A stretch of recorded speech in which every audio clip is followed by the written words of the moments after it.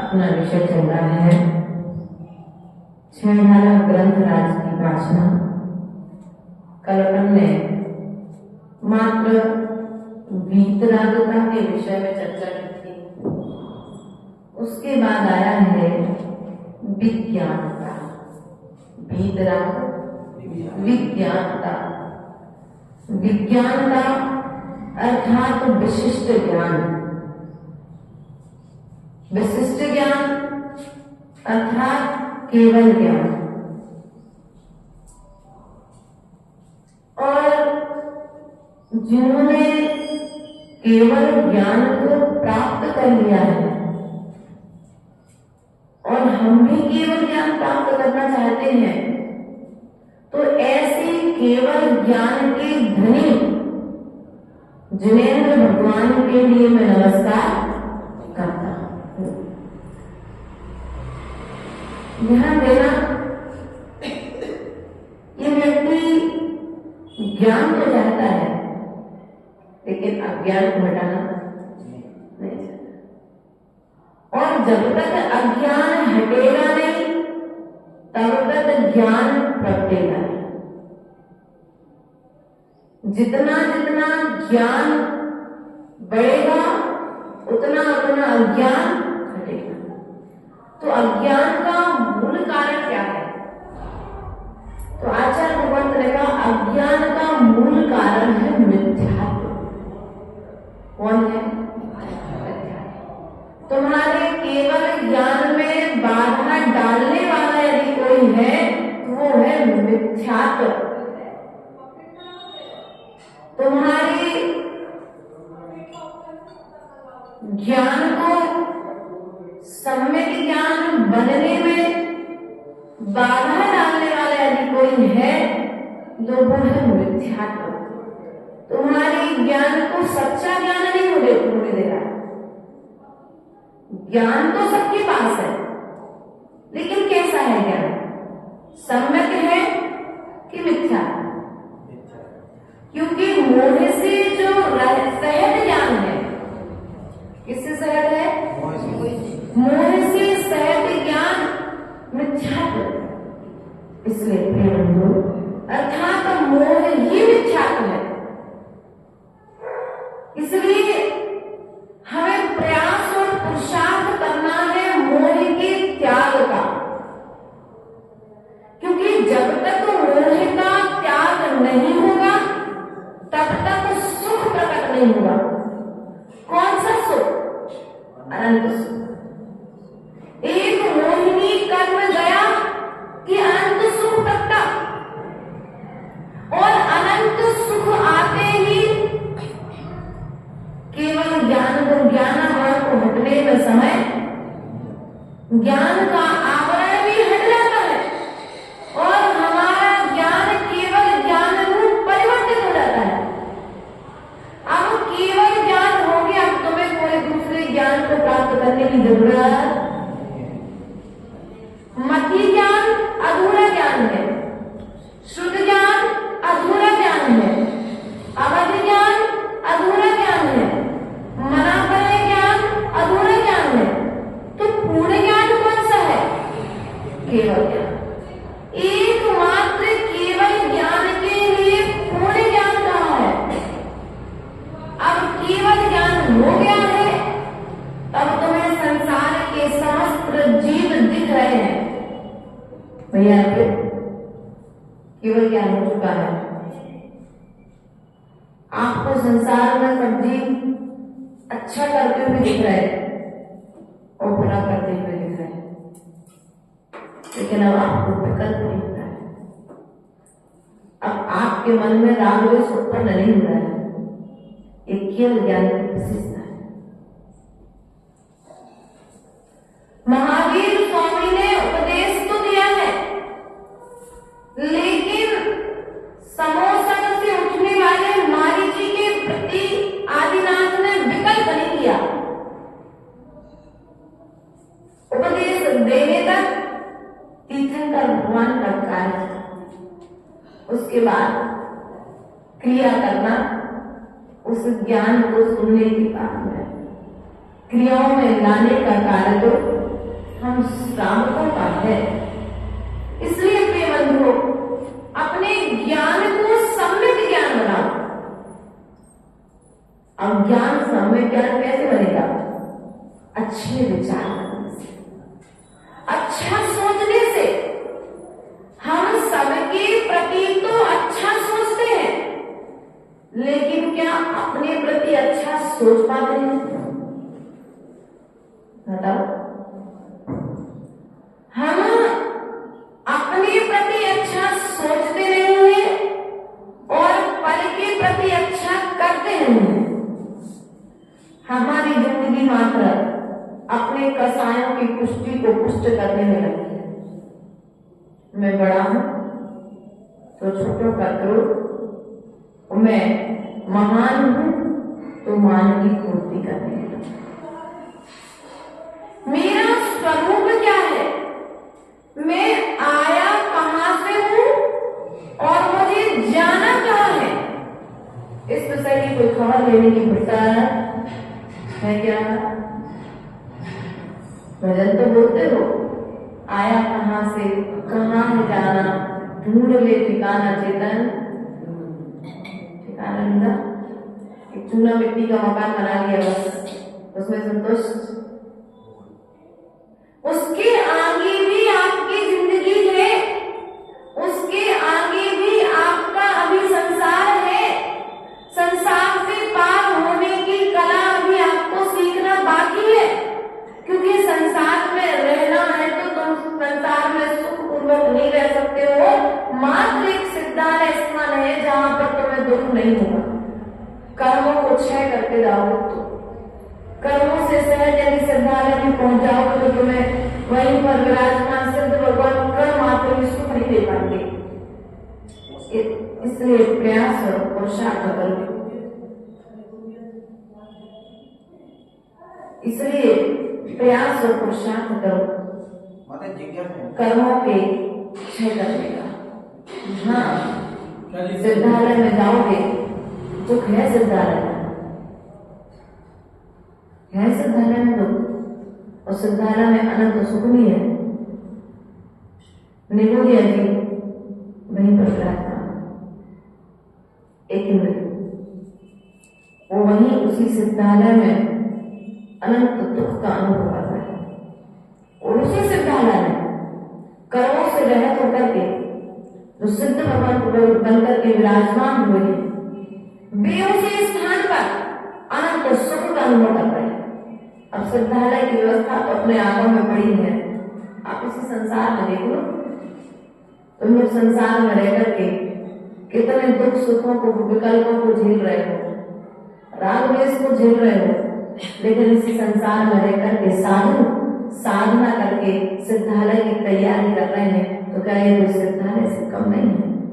सामायिक में निरंतर पकड़ के बैठे हैं, ना भोजन की चिंता है, ना पानी की चिंता है, ना किसी के आने की चिंता है, ना किसी के जाने की चिंता है, ना किसी से राग है, ना किसी से द्वेष है, ना किसी से कुछ लेना है, ना किसी को कुछ। निरंतर होकर के बैठे हैं तो क्या सिद्धालय की तैयारी नहीं है? इनका वर्तमान आचरण में सिद्धालय की क्रिया को नहीं दर्शा रहा है। सिद्धालय में क्या है? ये निर्विकल्पता तो है सिद्धालय में, ना किसी का लेना और ना किसी का, ना किसी का अच्छा करने की भावना, ना किसी का बुरा करने की भावना। ये भावना का हट जाने का नाम ही तो सिद्धालय है। ना सुख में फूलना और ना दुख में फूलना। सुख में फूलना नहीं और दुख में फूलना नहीं, इसी का नाम तो सिद्धालय है। सिद्धालय में क्या है? कुछ नहीं है।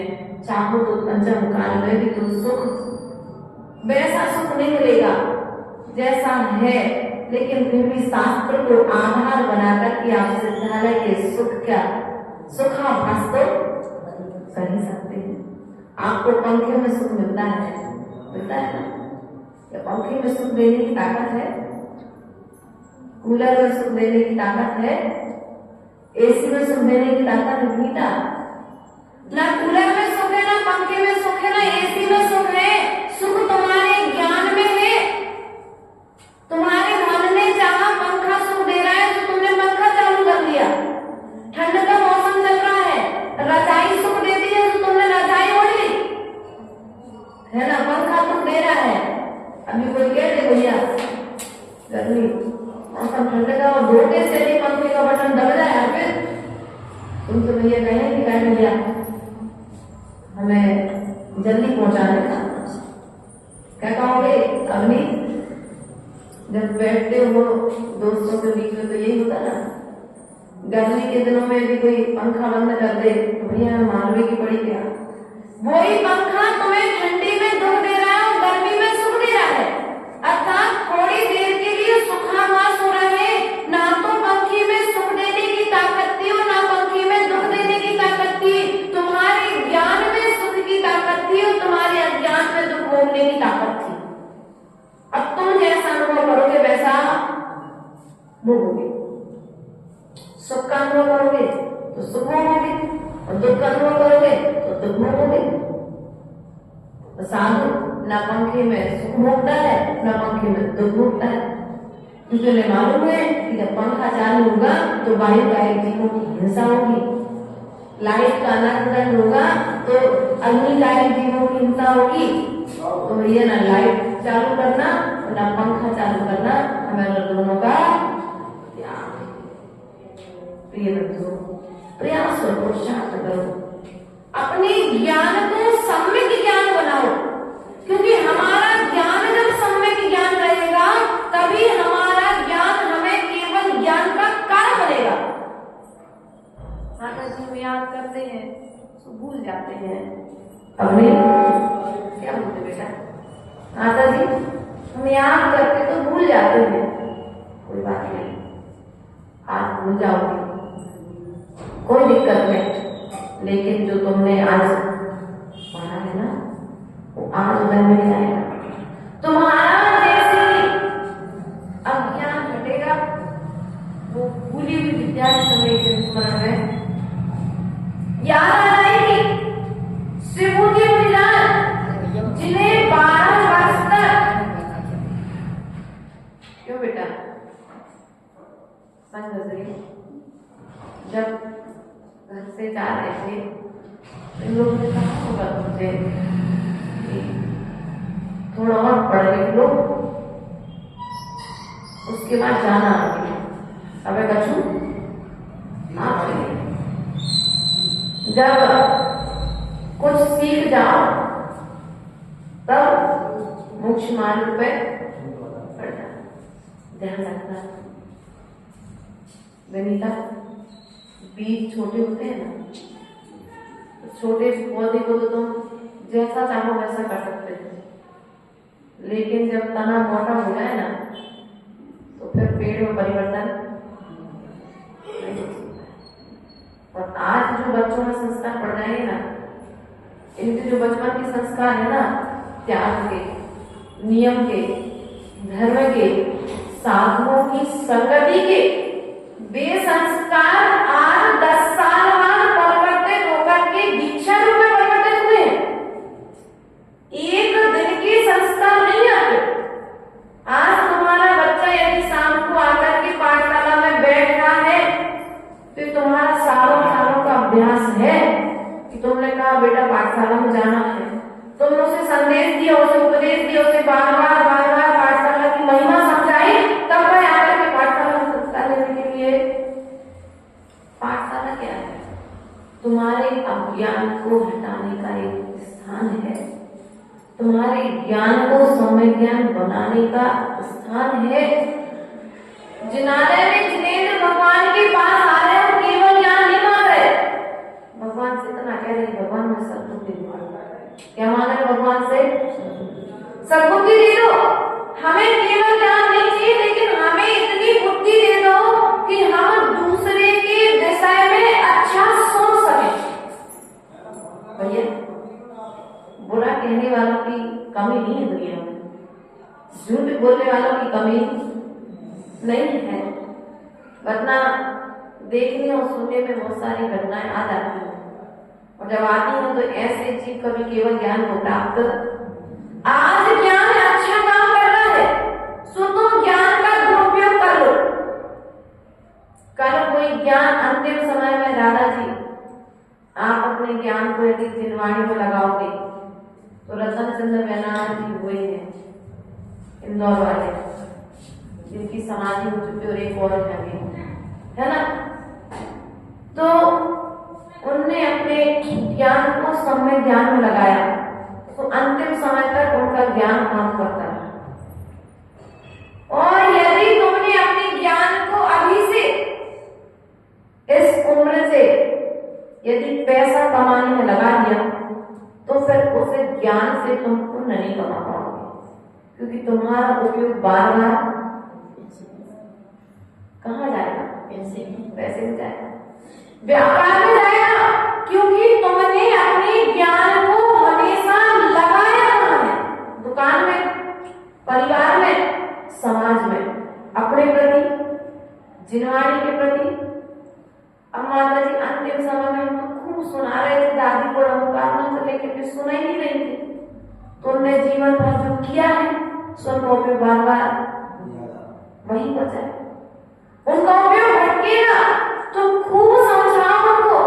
हमने तो कई बार कई जगह जैसे संबोधन देने के लिए लोग बुलाते हैं और जाते हैं, स्थिति क्या होती है? अपन कहेंगे रंगोली तारा, सुबह कहेंगे मैं प्यास लगी, वे कहेंगे अरे नाना तरह की बातों में अपना उपयोग भी भटका देते, क्योंकि जिनने जो कार्य किया है अपने ज्ञान का उपयोग जैसा किया है, वो ज्ञान भी वो पाप कर्म हृदय में आकर के तुम्हें अंतिम समय में जिनवाणी सुनने नहीं देगा। इसलिए हम आपसे आज कहना चाहेंगे, केवल ज्ञान हो या ना हो, लेकिन वर्तमान में जो मति ज्ञान और स्तुति ज्ञान मिला है, इस ज्ञान का सदुपयोग कर लो, वरना अंतिम समय में तुम्हारे लिए जब कोई जिनवाणी सुनाने बैठेगा, नमोकार मंत्र सुनाने बैठेगा, तो तुम्हारा मन नमोकार मंत्र सुनने में नहीं लगेगा। दो लोग जब तुम्हें जिनवाणी सुनाएंगे तो तुम रोगे, हाथ पैर दर्द करेंगे, और तुम्हारे वहीं पर दो लोग यदि हिंदी के घर की चर्चा करने बैठ जाएंगे तो तुम शांति पूर्वक सुनोगे। होता है ऐसा, देखा है हमने। इसलिए प्रिय बंधुओं, आज से अपने ज्ञान का उपयोग सदुपयोग करो। नहलाते हैं है ना तुम्हारे यहाँ पर, पानी का उपयोग क्या करते हो? यदि कह दिया जाए कि 5 दिन में 1 दिन नहलाना है, तो क्या कहते हैं अपने बच्चे से? बेटा पानी बर्बाद नहीं करो, 5 दिन चलाना है, 2 टंकी है पानी। 5 दिन चलाना है तो बच्चा भी कपड़े भी धोगे। ऐसा तो है नहीं कि घर में जो कार्य होंगे वो भी आएंगे, पोछा भी लगाओगे, बर्तन भी धोगे, कपड़े भी धोगे, स्नान भी करोगे, सब कुछ करोगे, लेकिन फिर उसी पानी में 5 दिन चल जाएगा और न आएंगे तो 2 टंकी पानी एक दिन भी। उसी प्रकार से हमारे से कि देखो आज ज्ञान मिला है, पूर्णोदय आपका अच्छा चल रहा है, अपने ज्ञान को विकथाओं से हटाओ। कहाँ से हटाना अपने ज्ञान को? विकथाओं से। विकथा आता दूसरे की बुराई, राग की कथा, स्त्री कथा, भोजन कथा, चोर कथा, पता। हम अपनी कथा को छोड़ करके संसार की कथाएं कर रहे हैं और छेड़खाना में किसी दूसरे की कथा नहीं है, किसी दूसरे की कहानी नहीं है, हमारी स्वयं की कहानी है। क्योंकि मैं जीव हूं, जीव ही नरक जाता है, जीव ही स्वर्ग जाता है और जीव ही सिद्धालय में जाता है, जीव ही सुख को भोगता है, जीव ही दुख को भोगता है। जब जीव को सुख भोगना है, जीव को दुख भोगना है, जीव को सिद्धालय जाना है, जीव को स्वर्ग जाना है और जीव को नरक जाना है, तो क्यों ना हम अच्छे कर्म करके उसे सिद्धालय की तैयारी करें। हम क्यों उसका दुरुपयोग करके उसे नरकों की वेदना का भोग बनाते? करने वाला कौन है? बोलो तो, मन है क्या? करने वाला, कर्म करने वाला कौन है? करने वाले आप स्वयं हो, भोगने वाले कौन हो? माता जी, हम जब शादी होके नहीं आए थे ना अपने घर में, तब हमें खूब अच्छा याद होता था। वो पवित्रवती प्रसन्नवती माता जी आई थी, तब खूब 2-2, 5-5, 10-10 गाँव एक दिन याद कर लेते थे। लेकिन आज हमें 2 बातें याद नहीं होती। कारण क्या है भैया? कारण ये है कि पहले ज्ञान तुम्हारा जिलवाड़ी न था, उपयोग भटका नहीं था, संसार की गलत क्रियाओं का ज्ञान नहीं था। अब तुम्हारा ज्ञान उपयोग भटक चुका है, अब तुम्हारा ज्ञान व्यापार में लग चुका है, तुम्हारा ज्ञान गृहस्थी में लग चुका है, सब तुम्हें जिलवाड़ी में मन याद तो होता है रोहित भैया, याद तो होता है और स्मृति भी अच्छी है, लेकिन क्षेत्र बदल गया, क्षेत्र बदल गया। अब तुमने अपने भीतर में स्थान अर्थात महत्व किसे दिया? व्यापार। अब व्यापार को जब महत्व दिया है तो कितने व्यक्तियों से कितना लेना है और कितने व्यक्तियों को कितना देना है। विजय मेरी दादाजी याद है ना? भूले तो नहीं, बिल्कुल नहीं भूले, लेकिन हम कहते हैं अभी 1 घंटे बाद आहार के बाद आके हमने 6 डाला कि 1 घंटे प्रवचन किए, उस 1 घंटे के प्रवचन की 1 लाइन सुना दो तो माता जी याद हो। क्यों? क्योंकि अभी तुम्हें इसका ज्ञान नहीं है, इसका महत्व का ज्ञान नहीं है। एक शास्त्र को दान करने वाला वह ग्वाला आचार्य कुंद बन गया। एक शास्त्र को दान में भेंट देने वाला कौंटे ग्वाला की कहानी सुनी कि नहीं सुनी? नहीं सुनी। एक ग्वाला था भैया पे, वो जंगलों में गाय चराने जाता था और जब वो गाय चराने जाता था तो एक बार जंगल में आग लग गई, तो चारों तरफ से जो और भी ग्वाले थे सब चराई मतलब अपना अस्त व्यस्त हो गए, दौड़ भाग मच गई जंगल में, क्योंकि सभी अपने पशुओं को लेकर के जाते थे। तो इस ग्वाले ने देखा सब लोग भाग रहे हैं, लेकिन सब जगह तो आग लगी है, एक पेड़ की में आग निकली है। कारण क्या? जब उस वृक्ष के पास में गया तो उस वृक्ष के पास जाकर तो उसने देखा इस वृक्ष की कोटर में कुछ रखा है। तो कोटर में क्या रखा है? तो देखा तो एक शास्त्र रखा है। अब वो आग से बचा करके उस शास्त्र को अपने घर पर ले आया। अनपढ़ था, पढ़ा लिखा नहीं था। उसने कहा ठीक है अभी कुछ है, कोई श्रेष्ठ ऋषि मुनि मिलेंगे, उन्होंने दान। कुछ समय पश्चात काशी नगर में एक मुनिराज का आना हुआ, तो सब लोग धर्म श्रवण कर रहे थे। तो धर्म श्रवण करने के पश्चात उसने के पास जो शास्त्र था उसने मुनिराज के चरणों में जाकर के भेंट कर दिया। उसने महाराज से धर्मोपदेश सुना, शास्त्र की महिमा सुनी और सुनने के पश्चात वह मरण को प्राप्त हो गया। मरण को प्राप्त करने के पश्चात वह सेठ का पुत्र हुआ, अर्थात कुंद स्वामी बना। जाकर के भविष्य में उसने जाकर के दीक्षा ली। एक शास्त्र के दान के प्रभाव से जहाँ उसे पढ़ना लिखना नहीं होता था आता था, वो वर्तमान का महान आचार्य कुंद स्वामी बन गया। अर्थात ऐसा तीव्र अज्ञान हटा कि जहाँ हिंदी पढ़ना नहीं आ रही, वहां पर संस्कृत प्राकृत आदि के ग्रंथ न्यायाचार्य आचार्य कुंद स्वामी महान आचार्य बना। इसलिए अपने ज्ञान को यदि केवल ज्ञान रूप बनाना चाहते हो समझ माता जी, ज्ञान समय ज्ञान बना है तो मंदिर की अलमारी में जिनवाणी टेढ़ी रखी है, सीधी कर देना। मंदिर की जिनवाणी का कवर फट रहा है, कवर छाने हमको तो ये कुछ नहीं आता था, दूसरे की क्या कहे। अगर ये कहेंगे स्मार्ट में वही आती है जिनको कुछ नहीं आता। हाँ भैया, विशुद्ध सागर की कहानी सुनी है। आज महान आचार्य बनकर के बैठे, जहाँ उन्हें एक हफ्ते में एक गाँव है याद उसी थी, ऐसा उनका परिचय पढ़ रहे थे, उसमें आया था। हम लोग को भी कुछ नहीं आता था, हमको तो ट्राई करके नहीं होता था यार। तो आचार्य गुरुदेव हमको कहा, बेटा एक काम करो, तुम जितनी आचार्य गुरुदेव की जिनवाणी थी हमने सब जिनवाणियों को खूब कवर चढ़ाया। मंदिर में जहां भी जाते थे मौका मिला तो 4 लोग इकट्ठा किए, अपना परिमार्जन करा, सम्यक प्रकार से जिनवाणी की वैयावृत्ति की। उसका प्रभाव है कि जिनवाणी की सेवा के फल से हम आपके बीच में अद्भुत साधुओं की वैयावृत्ति की है। साधुओं के योग्य साधन उपस्थित कर देना, साधना के योग्य सामग्री प्रदान कर देना, हिंदू सम्यक ज्ञान का कारण है। क्यों भैया? दर्शन मंदिर में प्रतिमा दर्शन का कारण है, शास्त्र ज्ञान का कारण है, और साधु समय दर्शन का कारण भी है, और साधु समय ज्ञान का कारण भी है, और साधु समय चरित्र का कारण है।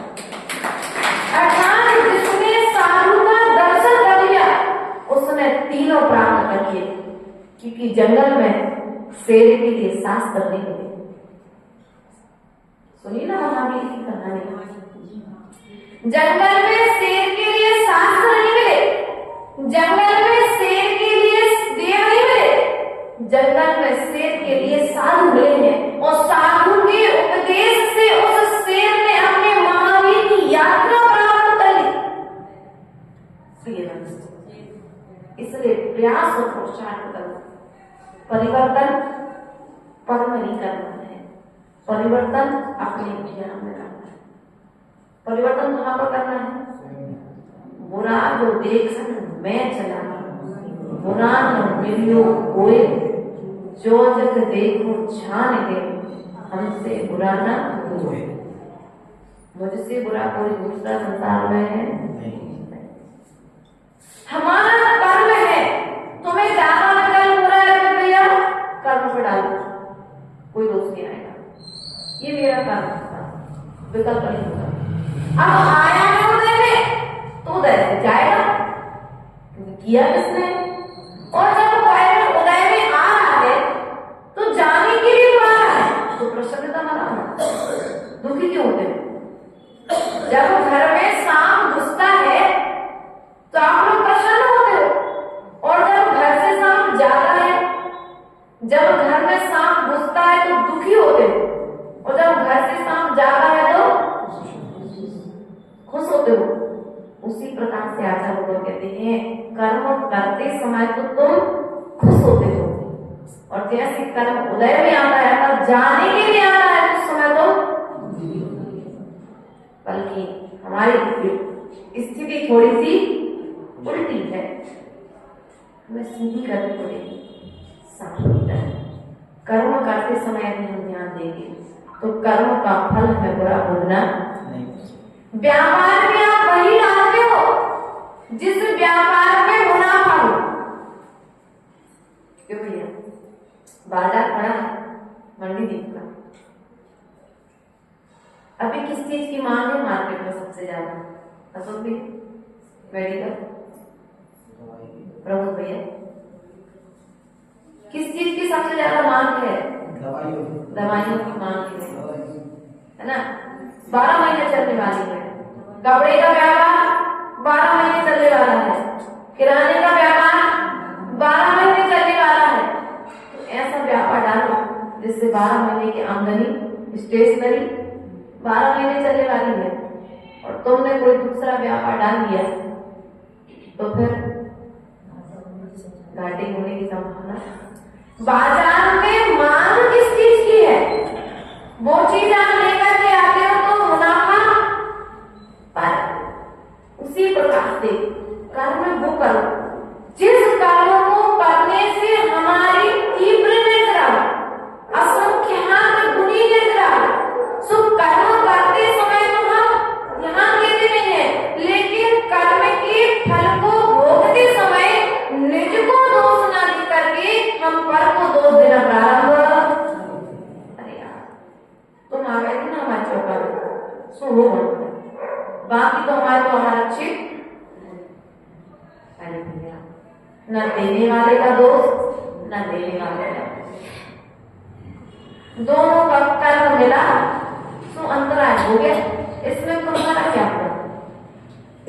कर्म आहार जिसका अंतराय हुआ उसे अंतराय भोगना है, और जिसने अंतराय जिनकी आवाज से हुआ है वो पश्चाताप कर रहा है, और हम और उस पश्चाताप के बीच में आपको प्रसन्नता होनी चाहिए। हमारे घर पर जितना सम्मान तुम साधु का करते हो, उतना सम्मान तुम्हें अपने घर पर आए हुए श्रावक का करना चाहिए। उनकी सम्यक दर्शन से भरी आंखों, आप सम्यक दर्शन रत्नाकर की व्रत करते हो ना माताओं, करते ना? सम्यक दर्शन के लिए पूजा करते हो, ज्ञान की पूजा अलग करते हो, और चारित्र की पूजा अलग करते हो, और सम्यक दृष्टि आत्मा तुम्हारे दरवाजे पर आहार दान देने के लिए आया है। तुमने क्या किया? अरे हमारे तो जो करो तुम आने दे करते ना, ऐसा कहते कि मेरे देखने में आ जाती घटनाएं, सुनने में आ जाती है घटनाएं। अरे हमारे घर अपने अपने घर लगाओ, ये चौका जो तुम आहार दे लगेगा। सामाजिक व्यवस्थाएं भी बनानी पड़ती है। हमने क्या किया? अब हमने सम्यक दर्शन से भरी हुई आत्मा का अपमान किया है, तो हमारा ज्ञान जो भी सम्यक था, उन्होंने से साधु को आया था, परदामन को मिला था, लेकिन अब अंगीकार तुम्हारा पूर्ण छीन, तो चौका लगाने का तुम्हारा भाव है। साधन सब रहेंगे तो कभी भारी जी की अनुकूलता नहीं रहेगी, तो कभी तुम्हारे अनुकूलता नहीं रहेगी। प्रमोद भैया, होता है कि नहीं होता है? कई बार समाजों में हम लोग जब जाते हैं और देखते हैं समाजों की स्थिति, माता जी हमारे समय में ऐसा था कि हमारे घर में वो चौका लगता था, लेकिन अब चौका नहीं लग पा रहे। क्यों नहीं लग पा रहे? क्योंकि जब साधु तुम्हारे घर पर आया था, उसके साथ में सम्यक दृष्टि आत्मा तुम्हारे घर पर आया था, तो तुम साधु को आहार देते समय अहंकार में भूल गए थे, तुमने दूसरे का अपमान कर रहा था। सुनना तुम्हारे दरवाजे पर साधु आया, तुम्हारे दरवाजे पर श्रावक। यदि तुम किसी श्रावक का मंदिर में बैठे किसी श्रावक का आप अपमान कर रहे हैं, आप सम्यक दर्शन का अपमान कर रहे हैं, आप सम्यक ज्ञान का अपमान कर रहे हैं, और सम्यक चारित्र का अपमान कर रहे हैं। इसलिए कभी न श्रावक का अपमान करना, ना कभी किसी विद्वान का अपमान करना। पंडित जी वगैरह अपने नगर में आते प्रवचन करने के लिए, और कभी कोई साधु आ जाए तो कभी साधु का अपमान नहीं करना। विनय बने तो कर लेना, और नहीं बने तो हाथ जोड़ करके माता जी में ऐसा काम, महाराज जी में ऐसा काम, क्या जाएगा? कुछ नहीं जाएगा। कर्म मत समझता। किससे बचोगे?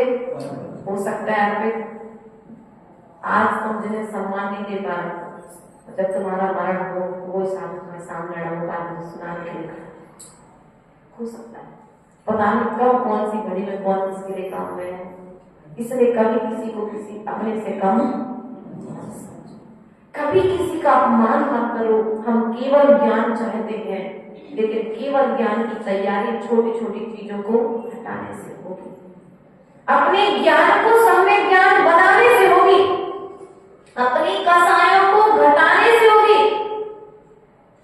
इसलिए प्रयास और पुरुषार्थ करो, आत्मा का आनंद आएगा।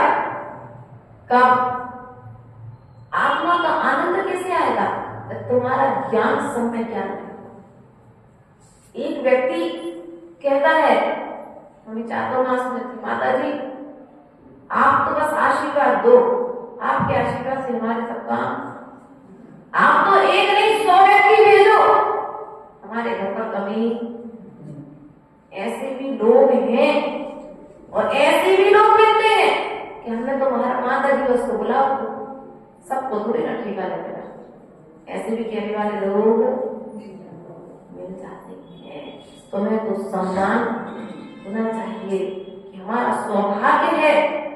या 4 लोग करते थे, आज हमारे घर पर सम्यक दर्शन से भरे हुए ज्ञान और चारित्र को प्राप्त करने वाले भविष्य के जीव हमारे घर पर रहे। लेकिन सम्मान यहाँ की नहीं, सर्वत्र हवा चल रही है ऐसी। यहाँ पर तो बहुत अच्छे लोग हैं, 2 दिन में क्या हमारा तुमसे परिचय हुआ, लेकिन हमारा आपसे इतना ही कहना है कि तुम आत्मा का आनंद चाहते हो। भैया तुमने आहार करा दिया, फिर खुशी हुई? आहार हमने कब तुम्हें खाया? आपको किस चीज की खुशी? आनंद आया? तुम्हें क्यों आया आनंद? तुम्हारा आत्मा का प्रदेश प्रदेश खोल के तो हो गया आहार पान देख करके। तुम्हें जो आनंद आ रहा है वो तुम्हारी आत्मा को आनंद आ रहा है कि आज तुमने श्रेष्ठ कार्य, श्रेष्ठ व्यक्ति को दान दिया, इसलिए तुम्हें आनंद आ रहा है, इसलिए तुम्हें खुशी हो रही है। और उस खुशी के बदले में व्यक्ति उस समय जो हमारे समाज उस समय हो गए, उस समाज के उदाहरण देने से तैयार हो जाता है। इसलिए श्रेष्ठ कार्य करो तो तुम्हें भी आनंद आएगा। ये मनुष्य पर्याय पाना सार्थक हो जाएगा। प्रिय बंधुओं, आज वीतराग विज्ञान का अर्थात अपने ज्ञान को सम्यक ज्ञान बनाने की कला को हमने सीखा है। इन्हीं भावनाओं के साथ में बोले परम पूज्य आचार्य विभव सागर जी महाराज की जय।